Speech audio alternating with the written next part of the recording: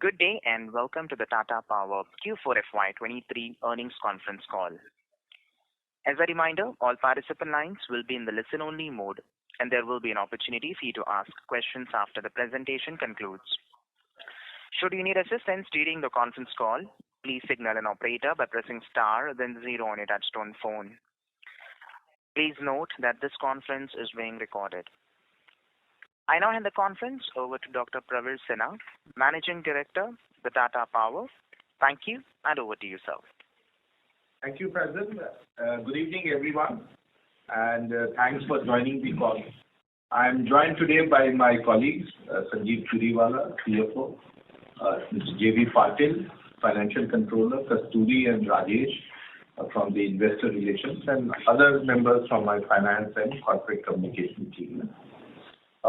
As all of you are aware, India's power demand continues to be very, very robust. In fact, the power demand grew by nearly 7% in the last quarter, but by nearly 9% in the whole year. And this has seen growth right across all areas. Thermal generation grew by 8%, renewable grew by 18% on year-on-year basis, and this is expected to continue in future also. Normally, the ratio of power generation growth to our GDP growth used to be 0.94 in the last decade, but in last 5 years we have seen it to increase to 1.11. And we expect that with more and more of the economic activity in the country, this will possibly get enhanced in the coming years. We have seen that the international thermal coal prices have reduced considerably from a high of $400. It has come down to less than $200, and it will further stabilize as we move during the current year. And this also demonstrates that the price of power will, over a period of time, come down, especially those plants which are operating on imported coal. We have seen the government is pushing for renewable capacity addition, and they recently came out with an order whereby they are targeting to auction nearly 50 gigawatt of renewable capacity, which includes solar, wind, and hybrid solution storage. And this will get added in this. This will be bid out in this year as also in subsequent years. So a huge amount of push is being given by the government. They have very clearly brought out which will be the agencies which will carry out the bid and how they will do this bundling of power along with their existing generation capacities, especially NTPC, NHPC, and some of the other public sector undertakings. On the Mundra, we are pleased to inform you that our plant is operating 4 of the 5 units. The 5th one is under maintenance and under Section 11. And barring Haryana, all the states are drawing full capacity of power from this. And as you are aware, under Section 11, we get a full pass-through of cost of power generation. That means the coal cost as well as the full fixed cost and all other related costs is a pass-through. And on similar lines, we will get it now. And similar order was issued earlier in January by CERC for the last Section 11 period. Moving to the financials, Tata Power has again reported a very good quarter, which has shown excellent performance from all our businesses. Our existing generation business, coal, gas, and hydro have done very well. And so also our existing transmission distribution and our new areas of renewable and EV charging. And this has shown that we have again, this is the 14th consecutive quarter in which we have shown increase in PAT. Our PAT for the quarter is 939 crores, and it is higher than the last year. Similarly, the revenue has grown in this quarter, and as also our EBITDA which has increased by 38% to 3,101 crores. For the whole year, Tata Power reported a very strong revenue of 56,000 crores, which is nearly 32% increase from the previous year. And the previous year itself was an increase of more than 30% from the year before. And with a EBITDA of nearly 10,000 crores, for the first time it is crossing an EBITDA of 10,000 crores, and a PAT of 3,810 crores. Our renewable capacity growth continues to be there. We have nearly 6,600 megawatts of renewable projects, out of which we have installed 3,927, and the balance 2,669 is in the various stages of implementation. And hopefully in next 12 to 18 months, all of them will get completed. During the quarter, TPREL, which is the renewable arm for the developing utility scale projects, our own projects, got orders of 200 megawatt from MSEDCL, as also the green shoe option from TPDDL of 255 megawatts. We continue to get large number of orders for our solar EPC business, and we have nearly an order backlog of 17,000 crores, consisting of 4 gigawatt of projects to be implemented. Our plans to set up the 4 gigawatt cell and module manufacturing plant in Tamil Nadu is on track, and we expect the modules line to be ready by September, October, and the cell line by the end of the year. So we are very much on track, and this has been one area of concern of how do we ensure that the uncertainty of supply as also of price is taken care. And hopefully once the cell and module line comes, we will be much fitter and better to execute these projects within the cost that we have bid. Our rooftop business is seeing very good traction. We installed nearly 300 megawatt in Q4, and we also won new orders of 400 megawatt in the quarter. We have a very good order backlog of nearly 468 megawatt, cost worth nearly 1,900 crores. We have seen during the year our rooftop business has grown many times up, and we did a total installation during the year of 718 megawatt with a revenue of nearly 2,770 crores. And as all of you are aware, we used to be a very small player in this market, but we have done very well in this market. Our cumulatively, in fact, our solar rooftop portfolio has expanded more than 1,600 megawatt, and we are the largest and the biggest in the market at present. And this is right across commercial buildings, industrial buildings, as also residential buildings. We have also in the last quarter installed nearly 4,000 solar pumps, and we have nearly 97,000 solar pumps running right across the country in various states, which is the highest by any private sector company. In the green mobility space, we continue to grow and have a lot of partnerships. We recently signed up with the Coimbatore Municipal Corporation, as also with GAIL, and we have more than 3,778 public and semi-public EV chargers, and nearly 30,000 home chargers. And we expect that this will grow in the coming years by adding public chargers as well as fleet chargers and home chargers. In our T&D business, we continue to perform very well and have been given huge number of awards in different areas, whether it is in terms of transmission operations in Mumbai or the distribution business in Delhi, Mumbai, and in Odisha. And all our distribution companies have been doing exceedingly well. Specific mention is to the Odisha distribution business, where all the 4 DISCOMs have reported very huge reduction in AT&C losses.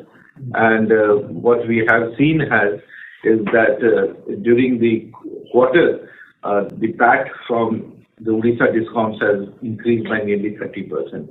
And for the whole year, the Odisha discoms have reported a PAT of nearly rupees 253 crores. We have also been very conscious that our balance sheet should be very healthy, and our debt has been reduced by nearly 2,800 crores in the March quarter, and our debt is now 35,328 crores. This is because of very healthy operating performance, equity infusion by a strategic partner, and also working capital release. So a lot of our investment, and last year we did nearly 6,600 crores of investment, has come from the internal accruals and the savings that we have done. And we expect that going forward, when we are targeting that in FY24, we will do an investment of nearly 12,000 crores, which includes the investment in the new manufacturing plant, renewable projects, both group captive as well as utilities, and our existing transmission and distribution businesses in Delhi, Mumbai, Odisha will be able to get most of this money from our internal accruals and the operating profit that we make. Acknowledging our efforts on debt reduction, S&P Global Ratings have upgraded Tata Power's consolidated credit rating from BB to BB+, and standalone credit rating from BB- to BB with a very stable outlook. Tata Power has also been awarded the India's Best Annual Report Award by Free Press Journal and Grant Thornton for 2021 for the quality of financial reporting and the disclosures. Tata Power continues to be moving steadily in its long-term aspiration to build various businesses which give sustained performance, as has been seen in last so many quarters. And this is also visible in the improvements that have been seen in various operational and financial metrics in each of the quarters and in each of these businesses. I do look forward for your continued support in this direction, and I look forward to answering your questions, which between Sanjeev and me, we will try to respond. So with that, I request Faizan to open the floor for Q&A. Thank you very much. We will now begin the question and answer session. Anyone who wishes to ask a question may press star and 1 on their touchtone telephone. If you wish to remove yourself from the question queue, you may press star and 2. Participants are requested to use handsets while asking a question. Ladies and gentlemen, we will wait for a moment while the question queue assembles. Reminder to the participants, anyone who wishes to ask a question may press star and 1.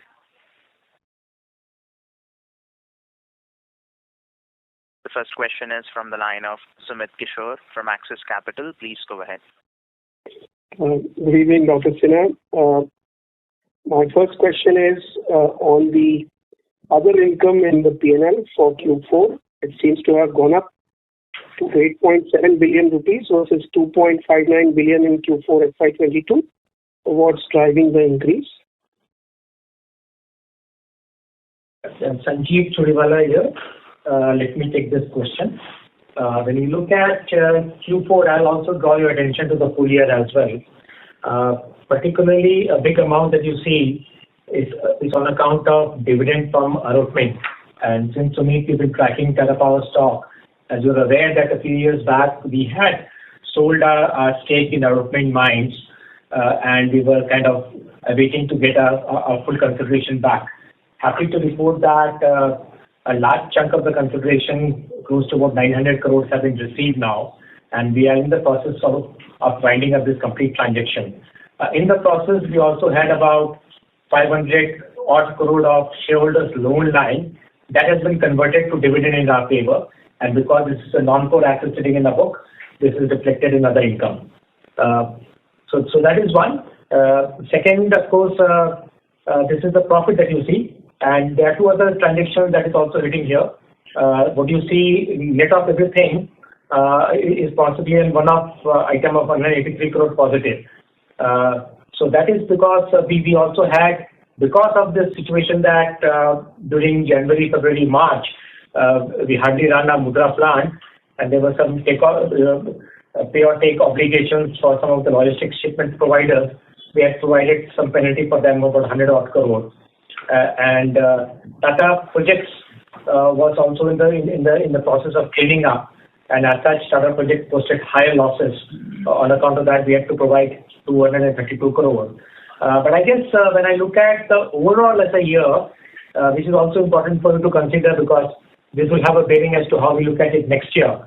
So while we have this 512 crore dividend from allotment, which is kind of more of a one-off, but we also had a hit of almost 478 crore, almost equivalent, because of Tata Projects losses, which will not incur. And for the full year, we kind of took almost close to 200 crore of provisioning. This is just provisioning for always contract, assuming that the shipments that we had promised will not happen, and as a take and pay obligation, we have taken a provision. But now that the Section 11 notification is imposed and all our plants are running, so hopefully we'll be able to do many of these shipment as we go forward, and likely there could be possibility of some reversal also happening. What is the provision related to shipments? I did not follow that. So we have a back-to-back tie-up for bringing our coal from Indonesia to our Mudra plant throughout the year, assuming that all the 4 and 5 units will be running. But given that during the year, as you are aware, that we had PPA, we had Section 11 notification till December, and for January, February, March, we had hardly run the plant.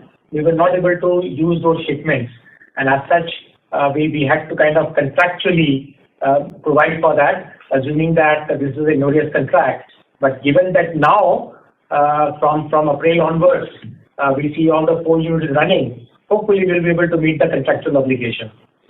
Sure. So just to clarify, both the Tata Projects hit as well as this hit on shipping costs will not be part of other income, obviously.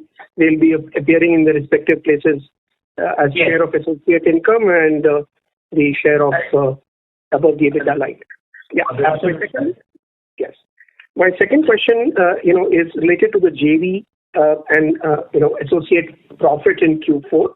The share of profit has fallen sharply to 179 crores in Q4 versus what we did in the first 3 quarters of FY23, which is close to about 3,000 crores. So the customary slide on breakup for JVs and associates has been removed from the presentation deck. Can you provide color on performance of Indo Coal and Tata Projects in particular, and especially Indo Coal because it's such a significant portion of your business? Yes. So let me give you some high level color onto this. Quarter 4 has been a significant quarter in terms of what we see happening on overall coal prices globally, especially the Indonesian coal prices. We have seen a softening of the Indonesian coal prices happening, but where currently the regulations in Indonesia are, they're still supposed to pay a royalty basis a certain fixed slab. That the government has now changed. So while the prices were falling down, the Indonesian coal mines had to pay still higher royalty. That is now, hopefully in the next 2-3 months, we'll start seeing some reversal and improvement happening over there. So that is one. Second is, as I said, on the part of Tata Projects, for the full year, we have booked our share of JV losses of about 480 crores and about 200 odd crores in the last quarter. So that, as a result of that, you'll see a softening in our JV overall profits. What is the outlook there, given you own 47% odd stake in that company? I think Tata Projects kind of looks like have been able to clean up a lot of past losses, legacy losses. Tata Sons have now infused 1,500 crores in that business. And to that extent, our stake, which is 48%, is now diluted to 31%. But given the current planning, we are looking forward to Tata Projects making some profit in F20. So against a loss that we have booked of 480 crores in F23 full year, we are expecting some profit to come in next year. So to that extent, yes, it will benefit us. Sorry, when did your stake reduce to 31%? And so Tata Power has not infused any equity in Tata Projects? No. So the stake reduced in the month of April. April 23. April 23, yes. Tata Sons has infused 1,500 crores. Yes. Okay.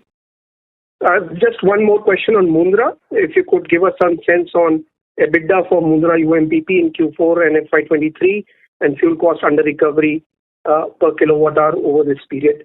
Any color on receivables which are outstanding under Section 11, which have been booked but not yet realized? So Section 11 actually means the full cost pass-through. And to that extent, we have started the four plants already. But during the year, as you see, we were under various different regimes.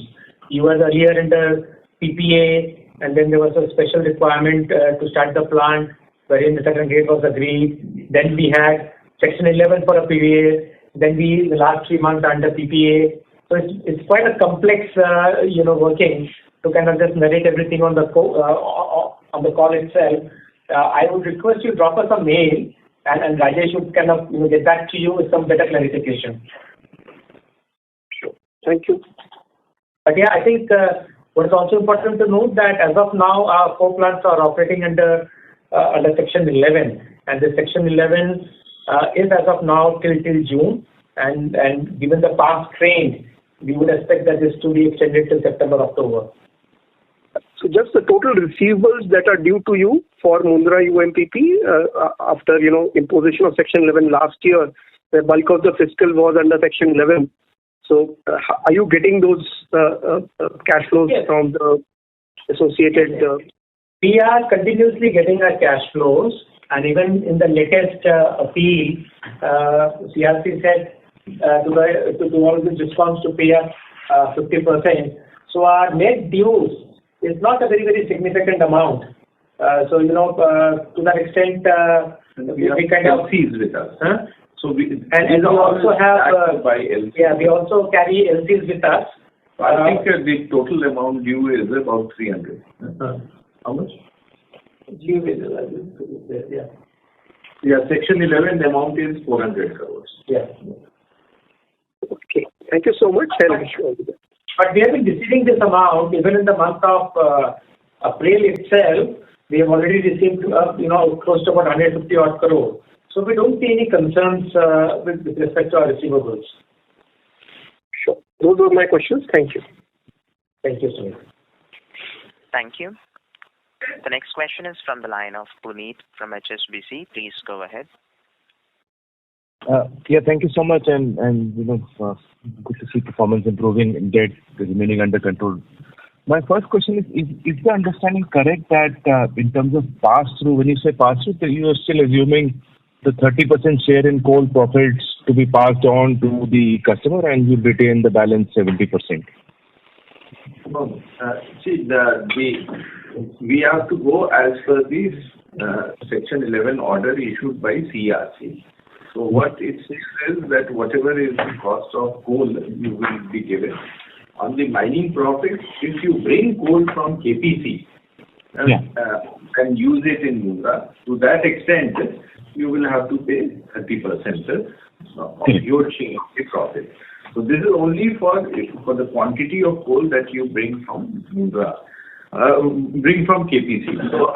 So if you do not bring, you will not. So in last year when the Section 11 period, very small quantity, I think about 15% was only brought from KPC, rest was from outside.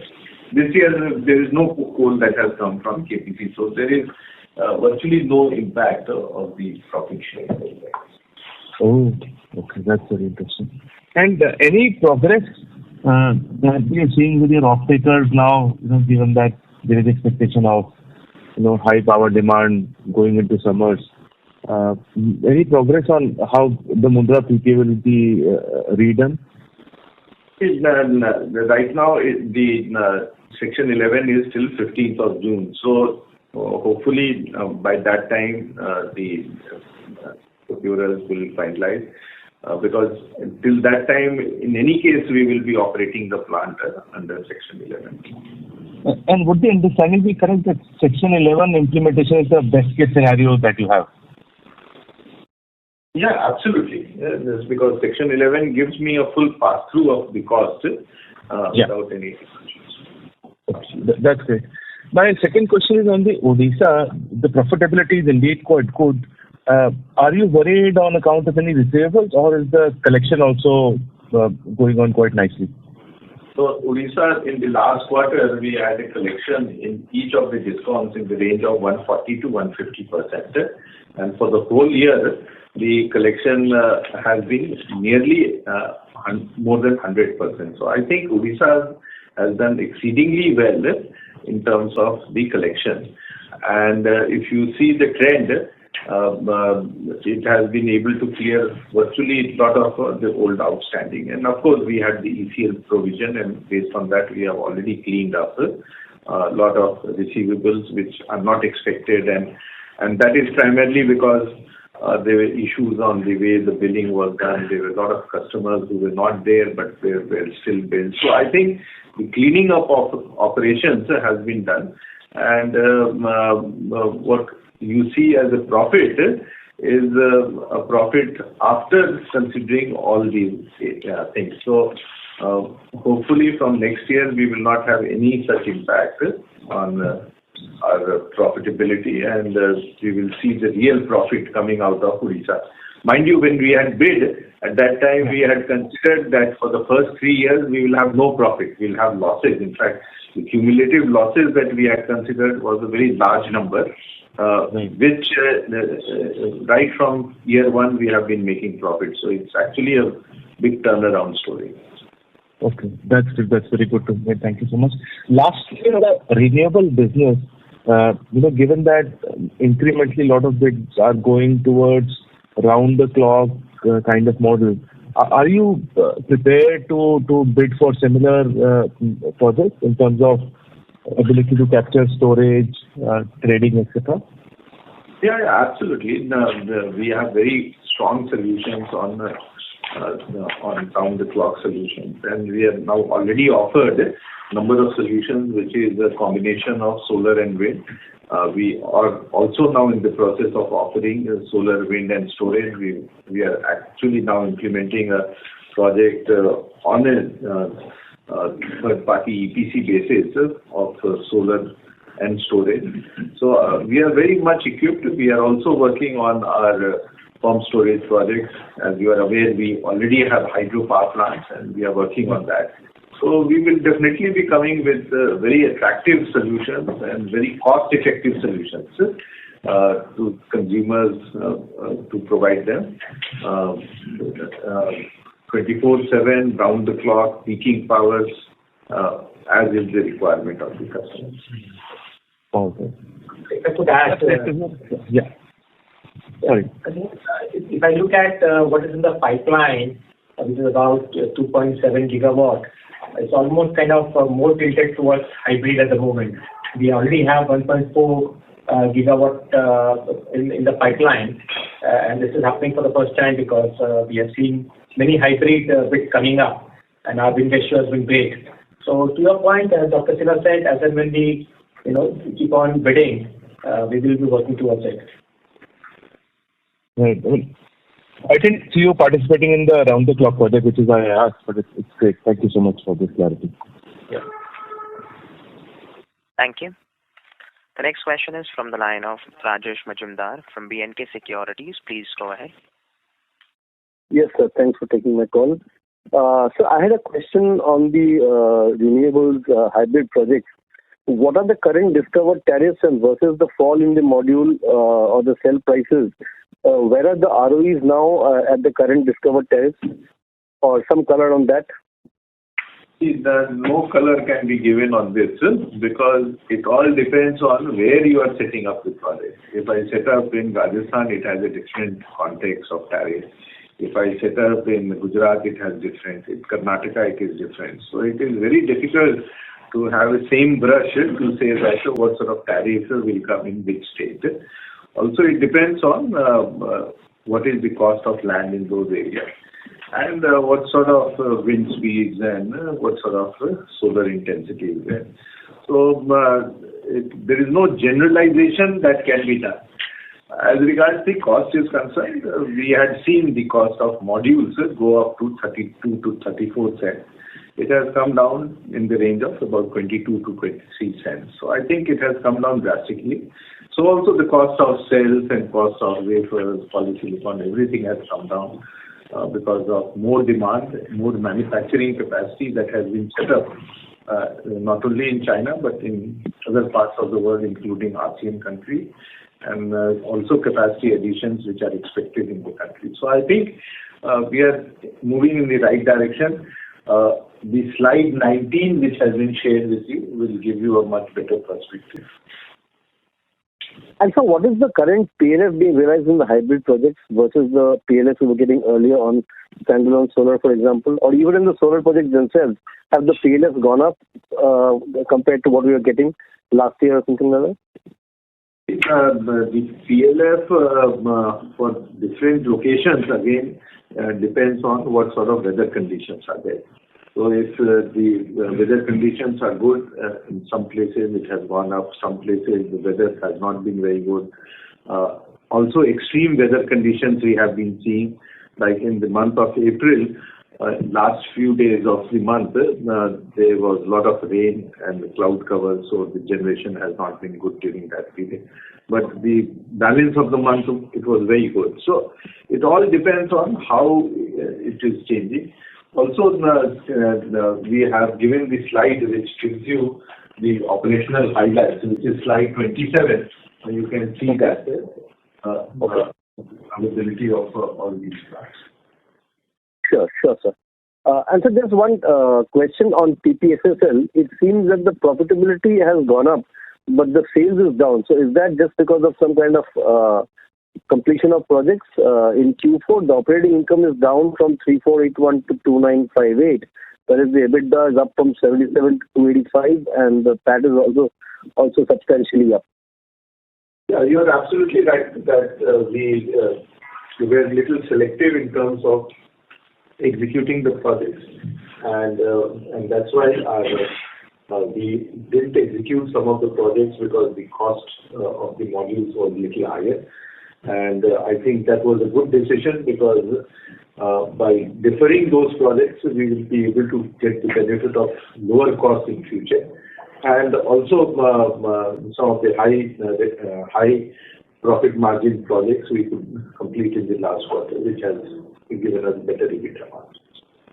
So will the steady state margins go up a little bit in TPSSL? Is it safe to assume that compared to what you've been stating in the past?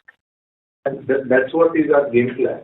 So we definitely expect now that the prices are coming down, our margins should go up in future. Thank you. Thanks. That's helpful. Thank you. Thank you.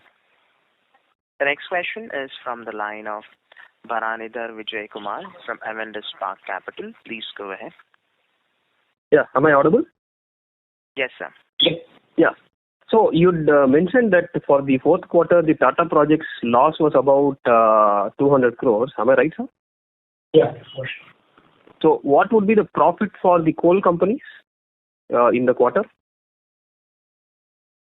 But I think if you can send a mail, we'll try and share separately with you. So I think when you see the JV profits gives an indication on softening of the coal prices and a softening of the profits. But if you need specific details, we can share with you offline separately. Sure. My second question is on Mundra. Now, since the Section 11 was operational from mid of March, but we were not operating for reason that we were waiting for some dues to come in. So what has changed now that we have started operations? Because the money came consequent to the decision. So they paid the money and a very small amount of Section 11 payment is due now. So virtually all the money has come, and that is why we have started the plant. And so also the other states, Punjab and Haryana, have been asked by APTIL to make payment in 2 weeks' time. So that's why we started from 16th of April. Okay. So could you quantify the amount that came in, and was it in receivables which was realized as cash inflow? It will get reflected in this quarter because this order was issued on I think around 16th April. So it will get reflected in this month or this quarter results. Okay. My final question is on the other income clarification you gave. So net profit booked on consideration got for Arutmin sale, you said is 512 crores. Am I right, sir? Like which is booked in other income.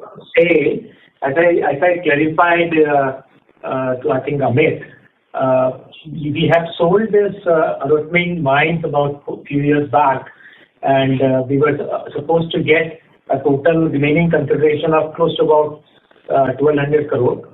We have been able to now receive a major consideration already in this year. So we are in the process of winding up this transaction. There was a shareholder loan of 512 crores that was standing, which has been converted to dividend. And given that this is a non-core asset, to that extent that 512 is treated as part of the other income. Okay. So what is remaining to be incurred in a similar fashion in the future, sir? No. So now what is remaining is to kind of get the remaining amount, which is close to about $27-28 million. So we are hoping that money should also come very soon, and thereafter we'll close the transaction. Okay. Okay, sir. Thank you and all the best. Thank you. The next question is from the line of Girish Achhipalia from Morgan Stanley. Please go ahead. Sir, actually a few things. So why have we stopped disclosing the coal profitability from this quarter? We've been doing it for several quarters now.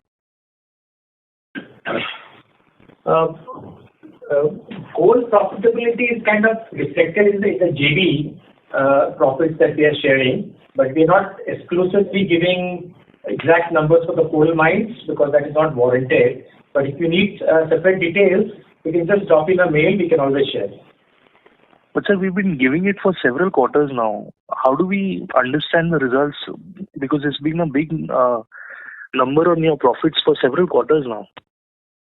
What happens is change. Said that we don't look at our coal mines on a standalone basis. No, absolutely. That's why I want to look at it completely. That's why I want to look at Mundra, because you stopped giving Mundra and now you stop giving coal. I'm wondering what next, because Tata Power is always known for very strong disclosures.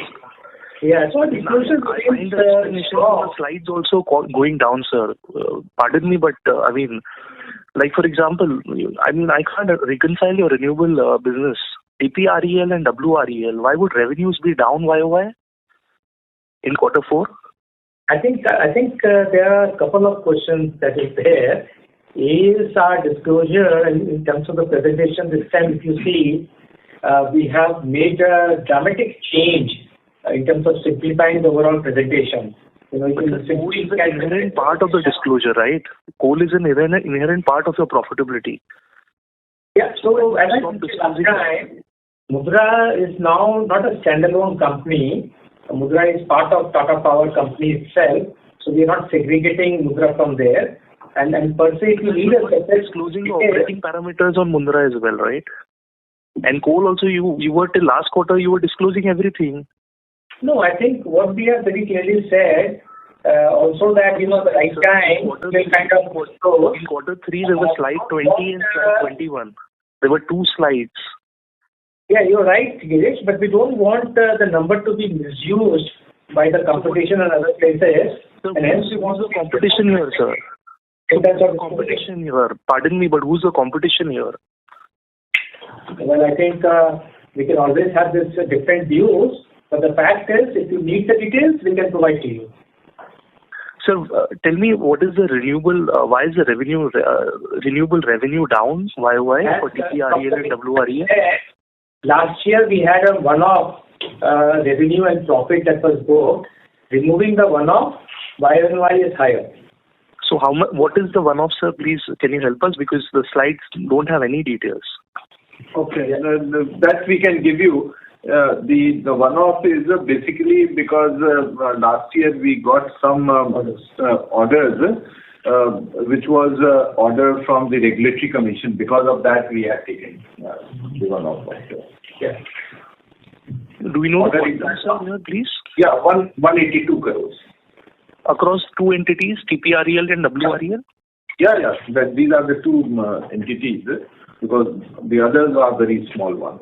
So okay, and if this is a revenue impact, what is the PAT impact, please? If this is a revenue impact, what is the PAT impact here on this number? No, this is not the revenue, this is the PAT impact. 350 crores. It's about 350 crores. But we can check and let you know. I don't have it offhand. So yeah, but that's right. I know the PAT number is 182, but the revenue number I can share with you. Okay, sure. And then capex, we incurred capex of 7,656 crore as per your cash flow. Can you help us, like how much has the renewable gross block gone up by, and where the other broadly where the money is being spent out of that 7,656 capex that you have incurred this year? And what's the outlook for FY26? Yeah. It's some 6,000. It's 6,267. So out of that, we can give you the data. I'm referring to your consolidated cash flow statement on page number 12. That's it. Oh, got it. Because we do the elimination in that. Because I can give you that broad number. Yeah. Our total capex on the console, all put together, is about 6,500 odd crore, roughly, give and take. And if you look at our renewables, in spite of some of the deferrals that we have done, our total capex is close to about 3,500 odd crores. Okay, and what is the outlook for FY24, please, for capex? We already have in the pipe. See, if you have already seen the disclosures, we have commissioned about close to 4 gigawatt. In the pipeline, we have close to about 2 gigawatt. 2.6. Yeah, 2.3 gigawatt, 2.6 something, right? 2.6 gigawatt. And our order book as of now is about close to 17,000 crores, right? So hopefully we'll have a much higher capex in F2024 next year or the current year. How much should I assume, sir, for my modeling purpose? Our total capex for FY24 is about 12,000 crore, which consists of about 3,000 crore for the manufacturing plant. And they would be about, I would say, 4,500 crores in the renewable for group captive as well as for utility scale. So that's the type of numbers that we have. And then we have, of course, capex for our transmission and Odisha Discom and Mumbai and Delhi Discom. So that's what. And then there is some capex which is there for our FGDs for the coal business. So is it fair to assume, given that your operating cash flow was this year 7,100 crores, and if you were spending 12,000 crore next year also you will have a free cash flow negative year? Is that a fair comment to make? Why? It's a wrong assessment. I told you that this year also we were whatever capex we did from our free cash flow. Similarly, next year also I will do my capex more or less to the free cash flow that I have. If I could also add, while you're looking at the free cash flow that is available, for example, in 23 full year, we had an operating cash flow close to about 6,500 odd crores. But at the same time, we also separately received equity infusion of 2,000 odd crores, which is also kind of sitting with us, right? And this equity will be utilized next year for the purpose of our capexes. Okay, understood. So 12,000 crore of capex is what you're saying for FY24. Understood. Yes, Thank you so much. We want to deliver a higher operating cash flow and also use the existing equity to kind of draw down to deliver our capex aspirations. Okay, thank you. Thank you. The next question is from the line of Abhishek Maheshwari from Skyridge Wealth Management. Please go ahead. Yeah, hi. Thank you for taking my question. So one simple question. when we talk about Section 11, it gives us the full cost pass through.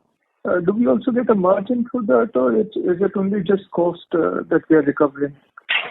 So we get the full fixed cost. So whatever is our fixed cost, 90 paisa, we get the full fixed cost. So that is assumed to have a built-in margin. Okay. And secondly, regarding the Section 11 only, right now it's applicable till June. Is there any possibility of this becoming permanent going ahead, or too soon to make any assumption? It will not be permanent, but it will again, if the summer condition continues and there is a shortage of power, then it may get extended. Like last year also, it started from 5th May onwards to 30th June, got extended till 31st of October, and then got extended up to 31st December. So it all depends as to what is the demand supply and what sort of weather conditions are there. And very difficult to predict what will happen. Okay. And one question regarding the capex plan that we were discussing previously. What capex are you planning to spend on transmission and distribution in FY24? I'm sorry, I missed it. You have already mentioned. So I mentioned to you that 3,000 will do on the manufacturing. We will do about 4,500 for our EV, for our renewable projects, and then we have some capex for our generation business, GD and all that. And you can consider maybe about 3,000, 3,500 crores. But exact numbers we can give you separately. Yeah. Okay, got it. Understood. And one last question regarding your solar. Rajesh, he will be able to provide you exact, but approximately it is in this range. Okay, understood. And just one last question regarding the module manufacturing project. I think a previous participant had already asked, how will the economics be affected, now that the solar module and wafer costs, everything is going down. Is your internal IRR also changing, or is it more or less the same since the realization as well as cost both are going down? So when we had considered the manufacturing at that time, the cost of module was 18 cents with 40% basic customs duty. With that also we were making very good returns. So now the module prices are still 22 cents. So we would still be doing very good. Okay, great. Thank you very much. All the best. Thank you. The next question is from the line of Harshil Solanki from Equity Capital Advisors. Please go ahead. Hi team, good evening. My question is on the solar pump side. Sir, any update on the price revision that is expected in the Kusum 3 scheme? I don't know that. Yeah? If it happens, we'll let you know. Yeah. Can't predict some of these things. It all depends on the bidding process, and I think we should hear the financial year ending has just happened, and I think in the next one quarter we get to know the new prices as well. Okay, and what is the internal expectation on the price hike? What are we expecting? How much percentage? Price hike on? The revised prices. How much percentage increase are we budgeting? Well, see, that is the business we do if we get prices to our requirement. If we do not get, we will not go and do that project. Okay, got it. Thanks. Thank you. Last question. The next question is from the line of Rajesh Majumdar from B&K Securities. Please go ahead. Thanks for taking me again. Sir, I actually got confused with one figure. So you mentioned that the RE capex is going to be only 4,500 crores. So am I reading something wrong here? That means they're going to be adding just about 1 gigawatt this year, or is there something I'm reading wrong? Because if you are going to be adding just 1 gigawatt and you're going to be expanding module capacity, the total India additions will be just about 10 gigawatt this year, or I'm reading this wrong? I'm not able to make out. Can you take this question offline with Rajesh tomorrow? Yeah, sure. Okay. Thank you. Thank you. Ladies and gentlemen, we'll take that as the last question. I now hand the conference over to the management for closing comments. Thank you, everyone. I know you still have a lot of questions. My suggestion is please connect with Rajesh, and we'll try to respond to all the questions you have. Also, on some of the aspects on the details which have been shared, if you feel that you want more details, more micro information on that, we should be in a position to share that. It's just that there are certain requirements in terms of governance where we would like to share information in a way that is more acceptable to the market and also to the other stakeholders.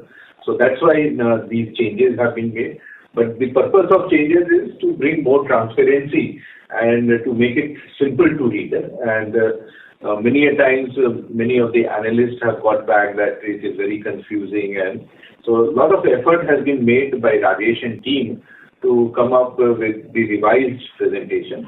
But we always keep on improving, and your feedback will be useful for us to improve and provide more data and information which is relevant and is useful for your requirement. So we look forward for your comments on that, and we look forward for your feedback, which will help us to make it much more and much simpler and much more detailed as is required. But in any case, whatever you would require, we would furnish that offline. You can connect, and we'll be more than happy to share that. So once again, thank you everyone for joining, and take care, and hope to catch up soon in person. Thank you. Ladies and gentlemen, on behalf of the Tata Power, that concludes this conference. Thank you for joining us, and you may now disconnect your lines. Awesome.